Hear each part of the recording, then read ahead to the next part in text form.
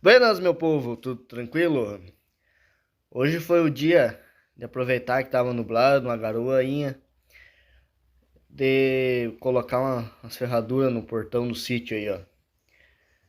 Só tava meio em dúvida se era pra cima ou era pra baixo.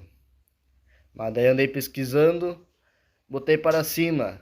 E aí vocês aí usam para cima ou para baixo?